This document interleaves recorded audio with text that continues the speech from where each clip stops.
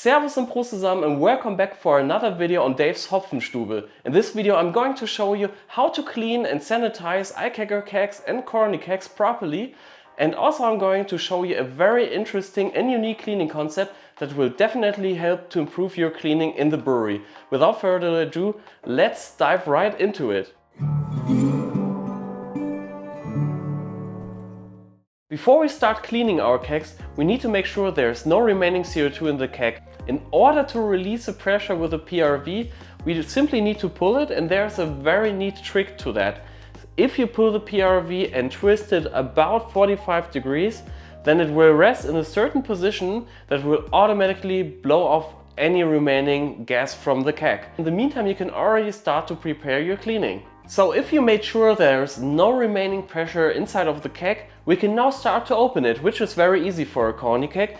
You simply have to pull the lid off the keg and also push it a little bit inside of the keg, because there might be still some remaining pressure. Just push it gently down and then you can just release the keg lid by tilting it a little bit and getting it out of the keg. Once you remove the keg lid, it is now time to remove the O-ring as well, because sometimes there might be a lot of debris and also other remaining particles, so you definitely want to make sure you clean underneath it, and that's only possible if you remove the gasket from the lid. If you're a floating dip tube user, just like me, you want to make sure to remove the hose so you can remove the stainless steel dip tube from the liquid post. So now that our keg is open, we now need to dismount the quick disconnects from the keg. In order to remove the valves, you need an open-end wrench. Now there is a little thing when it comes to removing the posts from the keg. It might be very different from keg to keg which one you need. So I sometimes need an 18 or sometimes a 23,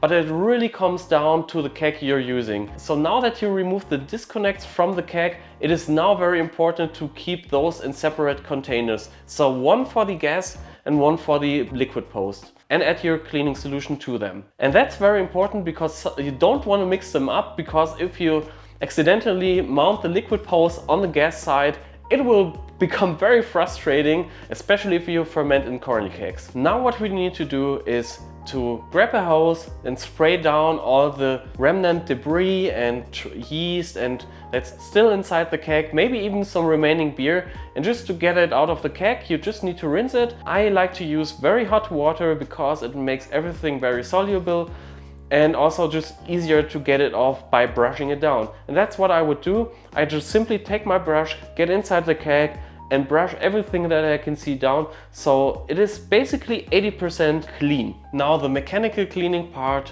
doesn't work with these neat little devices called iKegger, because they are just too small to fit your hand or a brush inside of it. I mean, probably a brush can get into it, but still I don't think it's very necessary to do so, because usually you just transfer finished beer, like already fermented, maybe even lagered and already carbonated beer to the keg, which means there is very little debris or troop that you transfer into it. So usually I just do this. I rinse it off with a little bit of water, take off the hose, put everything in star san, and then I make sure to add the star san back to the keg and just push out the sanitizer with some CO2, and I'm off to the races. After I gave the keg another couple rinses, now I'm also going to add my cleaning solution to the keg. I use dishwasher powder, and that has been serving me very well for the last, I don't know, like 2 years or so. But I also will start to use another product which I'm very excited about. It is called Enzybrew, and it's an enzymatic cleaner which should be very, very powerful, even if you use it in very, very low concentrations, but more on that in another video. I like to leave the cleaning solution for 30 to 45 minutes in the keg, and I have given it proper time to work on the debris that might still be in the keg. Now is the time to use your brush again and clean off all the remaining surfaces, because now the cleaning detergent has done its work and everything is a little bit softened up, a little bit more soluble, so you will have a very, very easy time to get the keg cleaned properly. Alright, so we did our first caustic cleaning. Now we want to get rid of the cleaning solution by just dumping it into the drain, and now also start to rinse again. And I also like to repeat that same process with the disconnects, because we also don't want to have any remnant cleaning solution for the next step. A brewery would now do an acidic cleaning, followed up on the caustic cleaning. Now, depending on which beer you had previously in your keg, you should definitely consider thinking about this step. If you had a Brettanomyces, a wild yeast, or maybe even just a diastaticus yeast, which is often to be found in Belgian yeast strains, you certainly want to include that acidic cleaning step. And if you didn't use any of those previously mentioned microorganisms, it is now time to go on with the next step, which is the sanitation of your kegs. In order to do so, I like to fill my keg with water and also add star sand to it. Despite that star sand is very effective in sanitizing your gear in a matter of seconds, I just like to leave it in there for a little bit longer. From here on now you got two choices. If you want to use that particular keg as a fermentation vessel like I've been doing for years and it works really well, if you would like me to do a video about fermentation in corny kegs, let me know in the comments. I would really appreciate to hear from you. Anyways, if you would like to use it as a fermentation vessel, all you need to do is get rid of the sanitizer or even adding it to another vessel that you would like to sanitize, assembling everything back together, so the valves, the lid, and also the floating dip tube or your regular stainless steel dip tube if you like to use that, and you are basically off to the races. On the other hand, if you want to use that keg as a serving vessel or maybe even as a lagering keg,